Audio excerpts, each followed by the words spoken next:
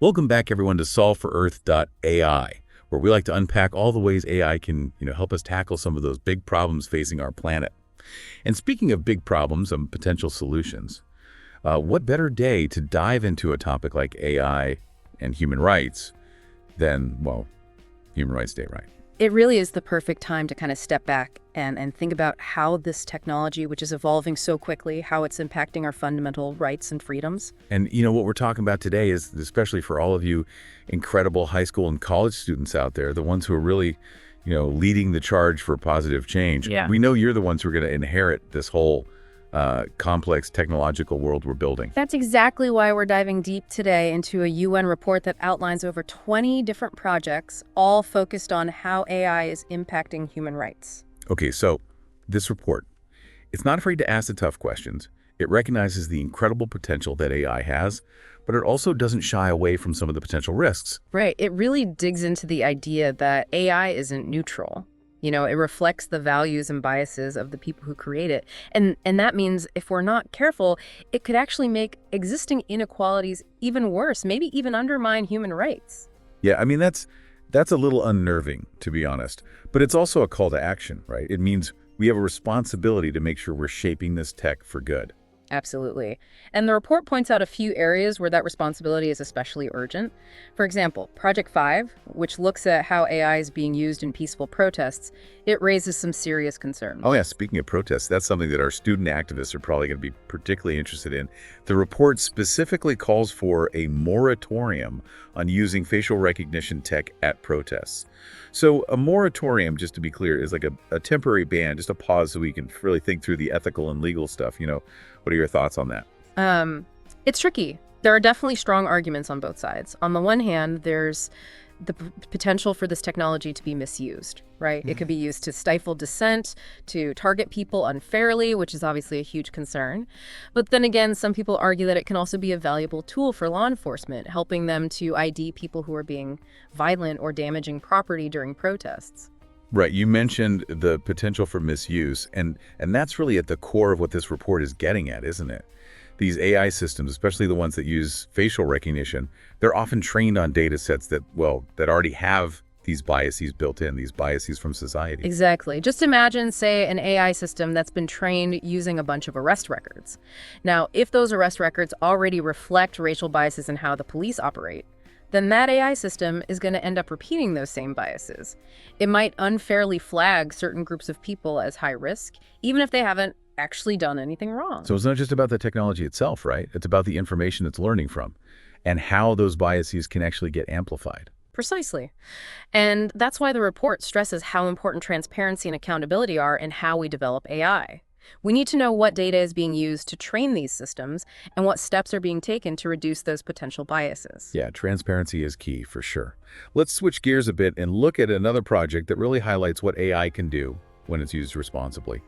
Project 11, the Digital Image Verification and Classification Project. This one really caught my eye. Oh, yeah, that's a fascinating one. It's all about using AI to sort through huge amounts of digital data. Things like photos, videos, social media posts, all the stuff that's generated during human rights investigations. The idea is that it could help identify and verify evidence of human rights abuses much faster and more efficiently than we can do now. Wow, that's incredible. But it also brings up some concerns about privacy, doesn't it? Yeah. If AI is analyzing all that data, couldn't it also be used to monitor activists or target vulnerable groups? The report definitely seems to be worried about that. It does, and it really emphasizes the need for strong laws and oversight mechanisms to make sure these AI tools are used to protect human rights, not to violate them. It feels like we keep coming back to this idea of balance, finding that sweet spot where we can use the power of AI to tackle these global challenges while also making sure we're protecting people's fundamental freedoms. Exactly. It's about making sure that all the amazing potential AI has to offer, especially when it comes to human rights, goes hand in hand with protecting those very same rights. Okay, so we've talked about protests and investigations. Now let's get a little bit more personal. Project 1 looks at how AI is impacting privacy, something that affects each and every one of us. Yeah, this project really digs into the concerns around how AI systems collect and analyze all that personal data we generate. And it's not just about collecting the data, it's about how AI is being used to create these profiles of individuals, often without their knowledge or consent. So it's not just about Big Brother is watching, it's more like AI is making judgments about us, putting us in categories, even predicting our behavior. And all of that is based on data that we may not even know is being collected. Think of it as a digital magnifying glass. AI can analyze these tiny details about our lives, our online activity, what we buy, even our movements, to create this incredibly specific picture of who we are. And the report highlights how this kind of profiling could be used in ways that are discriminatory and harmful. Okay, that's where it starts to get a little creepy. Can you give us a real-world example of how this AI profiling could be used in a discriminatory way? Sure, imagine you're applying for a loan. But the bank's AI system denies your application because of your online shopping history. It's decided that you often buy things that are associated with a certain group of people that the AI has flagged as high risk for not paying back loans. And this happens even though your actual credit score is great. That's the kind of subtle but very real discrimination that Project One is trying to prevent. Wow, that's a really powerful example. It shows that these aren't just theoretical concerns. They actually have consequences in people's lives. So, what does the UN report suggest we do about it? Well, it calls for, really solid ethical frameworks and legal regulations to govern how AI is used, especially when it comes to our personal data. It really stresses the need for transparency, accountability, and making sure there's meaningful human oversight so that these AI systems respect human rights. So it's clear that we need to do more than just acknowledge the potential problems with AI. We have to start taking concrete steps to address them. Absolutely. And that's why the UN's focus on developing ethical guidelines and promoting responsible AI development is so important. And it's why conversations like this one are so important, too. We have to keep talking about these issues, raising awareness, and pushing for solutions. It's not just up to the experts or the people making policies. It's about all of us engaging with these questions and demanding that AI is used in a way that benefits everyone. I think this report really drives home the point that we're not just passive bystanders in this AI revolution. We have a say in how this technology is developed and used, and ultimately, it's up to us to ensure that it's used to promote human rights, not take them away. And that's where you, our listeners, come in, especially all of you student activists who are already making a difference. You have the power to shape the future of AI and make sure it's used for good. We're going to continue this deep dive after a quick break, so stick around.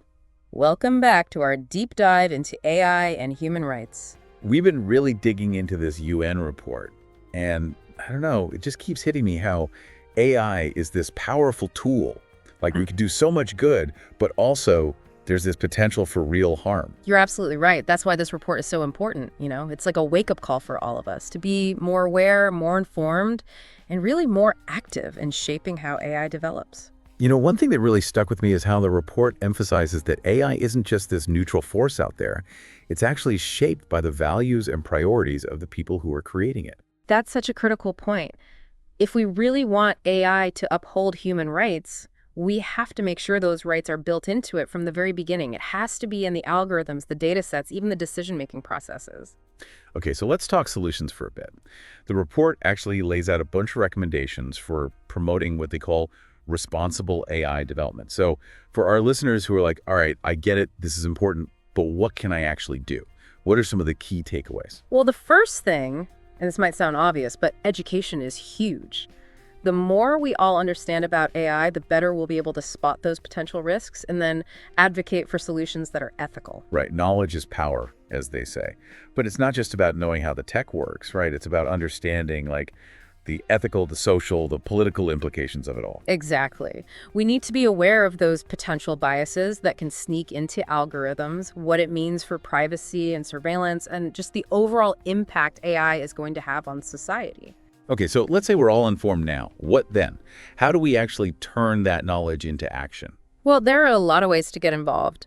We can support organizations that are working to promote ethical AI. We can speak up for policies that encourage responsible AI development. And we can demand more transparency and accountability from those big tech companies. Yeah, you're right. It's not just about what individuals can do. It's about holding those in power accountable, too. Absolutely. We need regulations that protect human rights in this age of AI.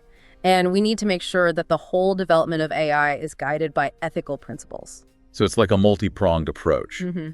Education, advocacy, policy changes, all of that working together to make sure AI is a force for good. Exactly. And it's a team effort, really. We all have a role to play in shaping this technology and steering it in the right direction. Okay, we've covered a lot of ground today. Let's try to, boil it down to one key takeaway for everyone listening. How about this? AI can change the world, but it can change it for better or for worse. And the choices we're making right now, today, are going to determine how it impacts human rights. I love that. It's simple, it's powerful, and it really gets to the heart of what we've been talking about. So before we move on, I want to leave you with a little thought experiment. Oh, I always love a good thought experiment. Imagine you could create one AI tool, just one, Mhm. and its whole purpose was to promote human rights. What would it be? How would it work? That's such a great question. Right. It really makes you think about all the possibilities, all the ways AI could be used for good. What if we could create an AI system that could monitor social media and news for hate speech and fake news? Yeah. That could help us fight prejudice and discrimination, wouldn't it? Or what about an AI that could go through legal documents and flag potential human rights violations? That would give lawyers and activists this powerful tool to fight for justice. Those are brilliant ideas, and I'm sure there are so many more out there. The point is, we need to start thinking outside the box and get creative about how AI can empower people and keep them safe.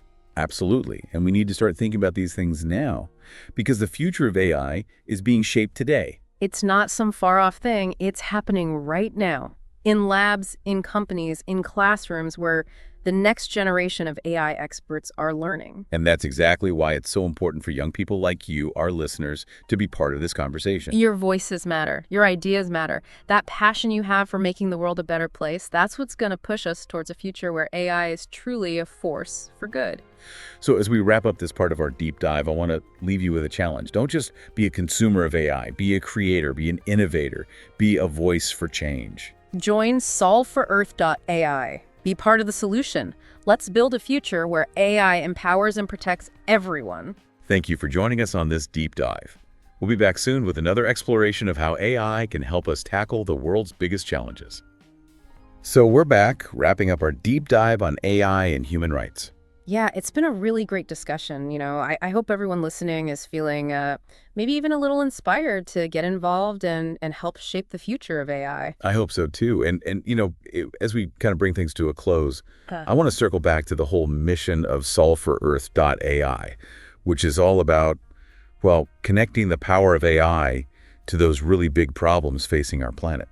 Right, and we often think about those problems in terms of climate change, poverty, disease, that kind of thing. But this report really highlights how human rights are a part of all those challenges, too. Yeah, absolutely. You can't have environmental justice without social justice, right? Yeah. And you can't really tackle global poverty without dealing with inequality and discrimination. Yeah. And AI, well, it's going to play a huge role in all of that one way or another. Exactly. And that's why it's so important that we all, as a global community, really take a proactive approach to how AI is developed.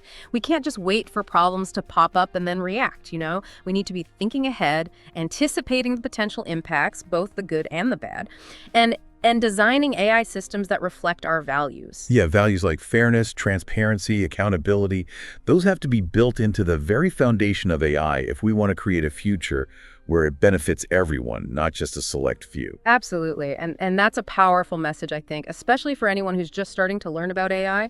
You have a chance to be the ones who make a difference, the innovators who create these ethical, responsible AI systems that are actually good for humanity.